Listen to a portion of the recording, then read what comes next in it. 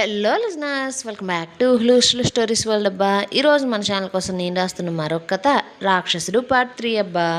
ఈ కథలోని ముందు భాగాలు ఇప్పటి వరకు చూడని వాళ్ళ కోసం కామెంట్స్లో లింక్స్ ఇచ్చానబ్బా. అలాగే మన ఛానల్లో అన్ని కథలకు ప్లేలిస్టులు కూడా ఉన్నాయబ్బా.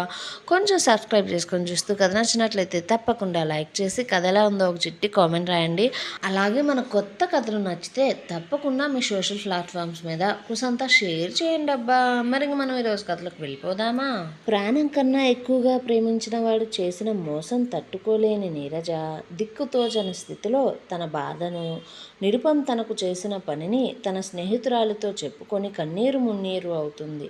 ఇంకోవైపు ఎంగేజ్మెంట్ ఏర్పాటు చేసి కూతురు కోసం ఎదురు చూస్తూ ఉన్న నీరజ తల్లి శిరీష ఆమె ఆఫీస్కి ఫోన్ చేయగా కూతురు జాబ్కి లాంగ్ లీవ్ తీసుకుంది అని, మలేషియా ట్రాన్స్ఫర్ని కూడా కోరుకుంది అంటూ తెలుసుకుని శిరీషకు గుండె బరువెక్కిపోయింది. అయితే అప్పుడే కావ్య ఫోన్ చేసి ఇంట్లో ఎవ్వరికీ చెప్పకుండా ఆమెను ఒంటరిగా ఒక ప్లేస్కి రమ్మంటూ చెప్పగా ఆమె తన ప్రాణాన్ని గుప్పెట్టలో పెట్టుకుని భయాన్ని, కంగారును దాచుకుంటూ ఇంట్లో పని మీద బయటికి వెళ్తున్నాను అంటూ చెప్పి వెళ్ళిపోతుంటే అప్పుడే రత్నం ఆమెను పిలుస్తూ, ఏమ్మా కోడలా, ఏది నీ ముద్దుల కూతురు ఇంకా రాలేదు? మీ మామయ్య ఫోన్ చేయమన్నాడు కదా, ఫోన్ చేశావా లేదా? ఏం చెప్పింది నీరజ? ఎక్కడుందంట? బయలుదేరిందంట లేదంట అంటూ అడుగుతూ ఉంటే శిరీషకు ఆ మాటలకు శరీరమంతా చెమటలు పట్టడం మొదలైంది. దాంతో ఆమె తన తడబాటును దాచుకుంటూ చేసా అత్తయ్య, అక్కడి నుండి బయలుదేరిందంట అంటూ చెప్పి మళ్ళీ ఆ ఇంటి నుంచి వెళ్ళిపోతూ ఉంటే ఇంతలో గోవిందం వచ్చి, అమ్మా, ఇంట్లో ఎన్ని పనులు ఉంచుకొని నువ్వు ఈ టైంలో ఎక్కడికి పోతున్నావు అని అడగగానే శిరీష, అది మరి మామయ్య, పాప బట్టలు టైలర్ దగ్గర ఉన్నాయి కదా, వాటిని తీసుకుని వస్తా, మళ్ళీ ఏదన్నా ఇబ్బంది అయితే త్వరగా దాన్ని సరిచేసుకోవచ్చు కదా అంటూ ఇక ఆగకుండా కనీసం వెనక్కు కూడా తిరగకుండా పరుగులాంటి నడకతో ఆ ఇంటి నుంచి వెళ్ళిపోయింది శిరీష. ఆమె తడబాటును గమనిస్తున్న రత్నం ఏమైందో దీనికి అనుకుంటూ భర్త కాఫీ అడగగానే కాఫీ పెట్టే పనిలో పడిపోయింది కిచెన్కి వెళ్ళి. అయితే ఇంకోవైపు రాజభవనం లాంటి ఇంట్లోకి ఒక BMW కార్ చాలా వేగంగా వచ్చి ఆగింది. ఆ కార్ ఆగిన శబ్దం వినగానే ఆ ఇంట్లో పనివారందరూ చాలా అప్రమత్తమయ్యారు. ఆ ఇల్లు సుమారు 5 ఎకరాల స్థలంలో ఒక ఇంద్రభవనంలా అందంగా ఉంది. అలాగే ఆ ఇంట్లో పనిచేసే ప్రతి పనివారికి కూడా వారి వారి పనులకు తగ్గట్టు డ్రెస్ కోడ్ కూడా ఉంది. కారు ఆగిన శబ్దం విన్నవారు వెంటనే ఒక వరుసలోకి వచ్చి నుంచుంటే కారులో నుంచి దిగిన నిరుపం వేగంగా ఇంట్లోకి వచ్చి తన గదికి వెళ్ళిపోతూ అక్కడ ఉన్న వారిని ఏమాత్రం పట్టించుకోకుండా వెళ్ళిపోయాడు. పనివారు మాత్రం అతను వెళ్ళేదాకా వినమ్రంగా అక్కడే నుంచుని ఉన్నాడు. అతను పోవడంతోనే వారు మళ్ళీ తిరిగి పనిలో పడ్డారు. పైన ఉన్న అతని గదికి వెళ్ళిన నిరుపం ఫ్రెష్ అవుతూ ఉంటే అప్పుడే ఆ ఇంట్లోకి వచ్చిన ఉషను చూస్తూ పనివారిలో ఒకరు, అమ్మగారు, నందాబాబు వచ్చారండి అని చెప్పగానే ఉష, సరే మీ పని మీరు చేసుకోండి అంటూ వంటగదికి వెళ్ళిపోయి వంట చేసే పనిలో పడింది. ఉష నిరుపంకి తల్లి. ఆమె వంట చేస్తూనే ఫోన్ తీసుకొని ఓ ఇంటికి ఫోన్ చేసి అవతల వారు ఫోన్ తీయగానే, మీరు కంగారు పడకండి, నందా ఇంటికి వచ్చాడు, నేను ఇప్పుడే వాడితో మాట్లాడి ఇంటికి వస్తాను, అలాగే తనకు వంట కూడా చేస్తున్నాను, అక్కడి నుంచి పంపించద్దు అంటూ చెప్పి ఫోన్ పెట్టి నందాకు ఇష్టమైన వంటలన్నీ చేస్తుంది. ఇంకోవైపు గుడికి చేరుకున్న శిరీష కావ్య కోసం చూస్తుంటే అప్పుడే కావ్య ఆమెకు ఎదురుగా వచ్చి, ఆంటీ రండి అంటుంటే శిరీష నీరజ ఎక్కడ ఉంది అంటూ అడగ్గా కావ్య మాత్రం తనకు సమాధానం చెప్పకుండా శిరీష చేయిని పట్టుకొని గుడిలోకి ఒకవైపుగా తీసుకుపోయి గుడిగోడకు జారబడి కూర్చొని ఏడవడానికి కూడా కనీసం ఇక కన్నీరు లేక కన్నీరు కంటి నుంచి రాక శూన్యంలోకి పిచ్చిదానిలా చూస్తున్న నీరజను చూపించడంతో శిరీష కూతుర్ని అలా చూసి పరుగు పరుగున ఆమె దగ్గరకు వెళ్ళి, ఏంటే, ఏమైందే, ఏంటి ఇలా ఉన్నావు, అసలు ఎందుకు నువ్వు ఇక్కడ ఉన్నావు, ఇంటికి కూడా రాకుండా అసలు నువ్వు ఇక్కడ ఏం చేస్తున్నావే, అలాగే అసలు నిన్నటి నుంచి ఆఫీస్కి ఎందుకు వెళ్ళలేదు, అసలు ఎక్కడికి వెళ్ళావే నువ్వు, ఆఫీస్కి లాంగ్ లీవ్ ఎందుకు తీసుకున్నావు, అలాగే మాలో ఎవ్వరికీ కూడా ఒక్క మాట కూడా చెప్పకుండా మలేషియా ట్రాన్స్ఫర్ని ఇంత సడన్గా ఎందుకు పెట్టుకున్నావు, అసలు ఏంటి ఇదంతా, ఏం చేస్తున్నావే, ఏంటే ఈ పనులు అంటూ కూతుర్ని చూసిన కంగారులో, భయంతో, కోపంతో మనసులో ఉన్న ప్రశ్నలన్నిటినీ ఒక్కసారిగా అడిగేసి కొంచెం భారం దించుకుంది కూతురు ఆమెకు కనిపించేసరికి. అలాగే ఆమెకు ఏమీ అవ్వలేదు అని కూడా కొంచెం అంత ఉపశమనం పొందింది. కానీ కూతుర్ని అప్పుడే క్షుణ్ణంగా చూసింది శిరీష. ఆమె నుదుటి మీద బొట్టు చూడడంతోనే ఒక అడుగు వెనక్కు పడినట్లుగా అయ్యి, పడకుండా చివరి క్షణంలో నిలదొక్కుకుంటూ, తాను అనుకున్నది నిజం కాకూడదు అనే భయంతోనే తన తలను ఇంకొంచెం కిందికి దించి చూడగా అక్కడ పచ్చటి పసుపు తాడు, దానికి తోడు నల్లపూసలు, వాటి మధ్యలో మెరిసిపోతున్న లక్ష్మీదేవి రూపు. దాన్ని చూడడంతోనే శిరీషకు గుండె ఆగిపోయింది. ఆమెలో ఉన్న కొంచెం ప్రాణాన్ని కూడా కూడగట్టుకుని నేలచూపులు చూస్తే సన్నని కలువతీగలలా ఉన్న కాలివేళ్లకు మరింత అందం తెచ్చేలా వెండి మెట్టెలు. అదంతా చూసి శిరీష నెత్తిమీద పిడుగు పడినట్లుగా అయ్యి గుండెలు బాదుకుంటూ తలను కొట్టుకుంటూ కూతురు దగ్గరకు జారబడి కూర్చుంటూ నీరజను పట్టుకుని లాగుతూ, నీరజ, ఏమే నీరజ, నీరజ, ఏంటే ఇదంతా అంటుంటే నీరజ మాత్రం ఉలుకు పలుకు లేని బొమ్మలా ఉంటే శిరీష మాత్రం ఆమెను, ఎందుకే ఇలా చేశావు, అయినా ఒక్కసారి నన్ను చూడవే అంటూ నీరజను బలవంతంగా తన వైపు తిప్పుకుంటూ, ఏంటే ఇదంతా, అసలు ఎందుకు ఇలా చేశావు, ఈ పని చేస్తున్నప్పుడు నీకు అసలు కుటుంబం గుర్తుకు రాలేదా, మీ నాన్న గుర్తుకు రాలేదా, ఈరోజు నీ ఎంగేజ్మెంటే, పైగా దానికి నువ్వు ఒప్పుకొని తలాడించి మరీ బయటికి వచ్చేసావు కదే ఇంటి నుంచి, కానీ ఇక్కడేమో ఇలాంటి పని చేశావే, నీకెంత ధైర్యం నీరజ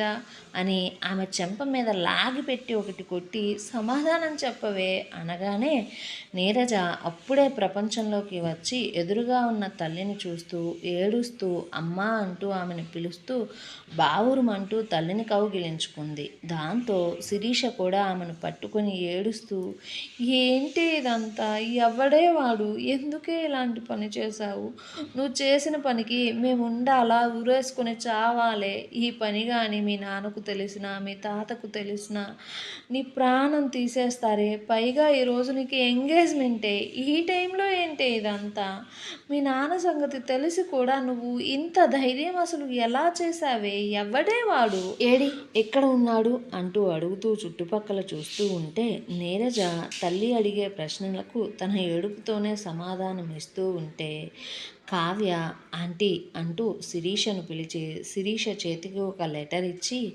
ఒకసారి దాన్ని చదవండి అంటూ చెప్పి నీరజకు ఆమె బ్యాగ్లో ఉన్న బాటిల్ నీటిని కొంచెంగా తాగిస్తూ ఉంది.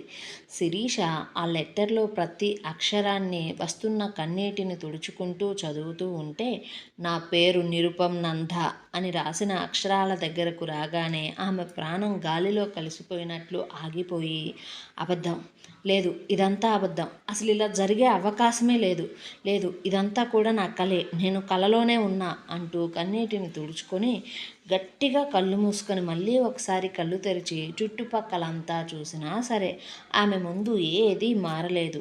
దాంతో నీరజ తల్లిని అలా చూస్తూ అమ్మా అమ్మా అంటూ పిలుస్తూ ఉంటే శిరీష తల పట్టుకొని కూతుర్ని చూస్తూ, అసలు నువ్వు ఎంత పని చేశావో నీకేమన్నా అర్థమవుతుందా నీరజ, ఇన్ని సంవత్సరాల నుంచి జరుగుతూ ఉంటే నాకు ఒక్క రోజైనా నాతో ఇలా ఉందమ్మా అని చెబితే ఈరోజు నీ పరిస్థితి రాకుండా చూసుకునేదాన్ని కదే, నువ్వు చేసిన ఈ ఒక్క తప్పు వల్ల ఈరోజు ఆ నందా చేతిలోకి మన కుటుంబం ఆనందం అంతా పోయిందే, వాడిప్పుడు మన కుటుంబ తలరాతనే రాస్తాడే, ముఖ్యంగా నీ బ్రతుకు మీద ఈరోజు ఇలా అంటూ ఇంకా ఆమె ఏమీ మాట్లాడలేక ఏడుస్తూ ఏడుస్తూ ఉంటే నీరజ ఆమె మాటలు అన్నీ విని అమ్మా అమ్మా అసలు వాళ్ళు నీకు ఎలా తెలుసమ్మా అంటే శిరీష మాత్రం భయంతో కళ్ళ వెంట వస్తున్న కన్నీటిని తుడుచుకుంటూ, ఇప్పుడు ఈ విషయం మీ నాన్నకు తెలిస్తే ఎన్ని ప్రాణాలు పోతాయని నువ్వు అసలు ఊహించుకోలేవు కూడా ఆ విషయాన్ని,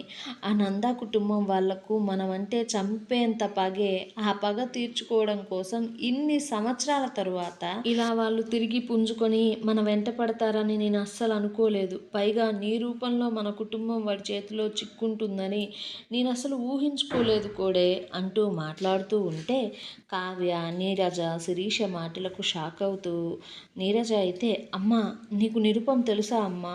అమ్మా నీకు అసలు నిరుపం ఎలా తెలుసమ్మా? వాళ్ళెవరమ్మా? ఎక్కడుంటారమ్మా? అసలు వాళ్ళకు మనకు ఏంటమ్మా సంబంధం? వాళ్ళు మనకు ఏమవుతారు? ఏంటి అంతలా ఎన్ని సంవత్సరాలు పెంచుకున్న పగ? ఎందుకమ్మా ప్రేమ అంటూ వాడు ఈరోజు నా పరిస్థితి ఈ స్థితికి తీసుకుని వచ్చాడు.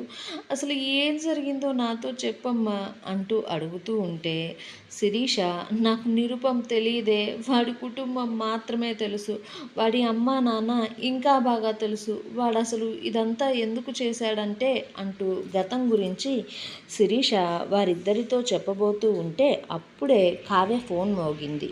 అలాగే శిరీష చేతిలో ఉన్న ఫోన్ కూడా మోగింది. ఆ నెంబర్ చూసిన వాళ్ళు భయపడుతూ ఎదురుగా ఉన్న నీరజను చూస్తూ ఉన్నారు.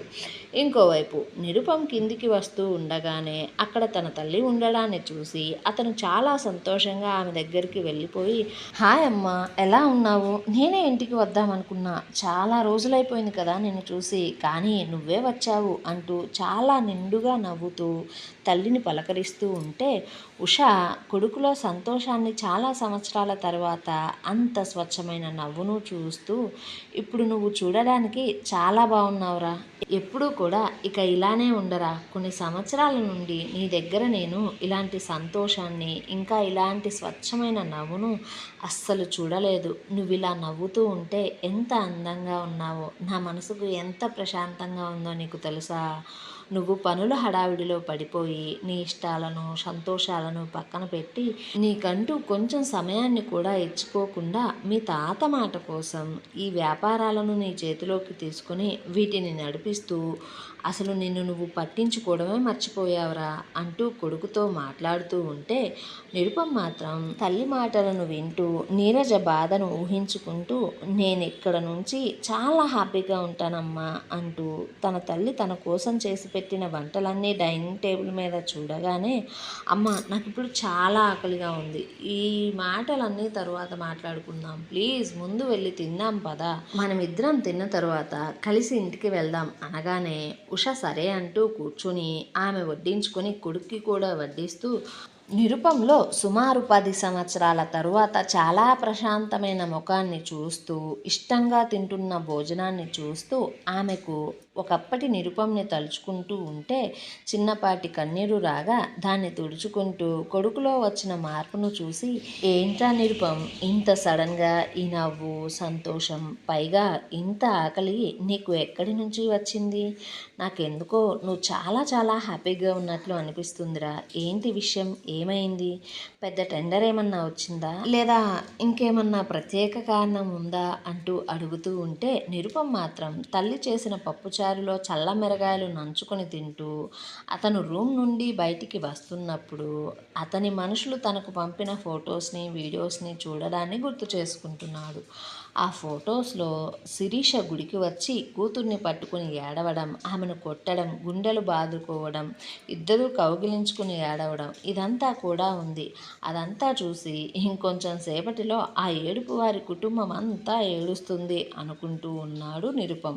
అలా తల్లితో కలిసి శుభ్రంగా భోజనం చేసి ఆ ఇంటికి కొంచెం దూరంలోనే ఉన్న ఇంచుమించు అదే హోదాతో ఉన్న మరొక భవనంలోకి వారిద్దరూ సంతోషంగా అడుగులు వేశారు. అలా సమయం సాయంత్రం అయ్యింది. నిరుపం ఎంగేజ్మెంట్ ఆగిపోయింది అని, మగపెళ్లి వారు ఆ కుటుంబాన్ని అవమానించారు అని, ఆ అవమానాన్ని తట్టుకోలేక వారి కుటుంబంలో వారందరూ శోక సముద్రంలో మునిగిపోయారని తన మనిషి చెప్పే వార్త కోసం ఎదురు చూస్తూ ఉంటే ఇంతలోనే అతని మనిషి నిరుపంకి ఫోన్ చేయగా అతను ఎంతో సంతోషంగా ఫోన్ తీస్తే అతని మనిషి మాత్రం సార్ మీరు చెప్పినట్లుగా ఇక్కడ పరిస్థితి ఏమీ లేదు సార్, నీరజ్ గారు ఇంటికి వచ్చేశారు, అలాగే పెళ్లివారు కూడా వచ్చారు, నీరజను తన ఫ్రెండ్ కావ్య ఇంకా ఆమె చెల్లి అందంగా ముస్తాబు చేస్తూ ఉన్నారు, నాకు తెలిసి ఇంకో 20-30 నిమిషాలలో ఉంగరాలు కూడా మార్చేసుకుంటారు అంటూ ఆ ఇంట్లో సప్లయర్ వేషంలో వచ్చిన నిరుపం మనిషి అతనికి ఫోన్ చేసి చెప్పగానే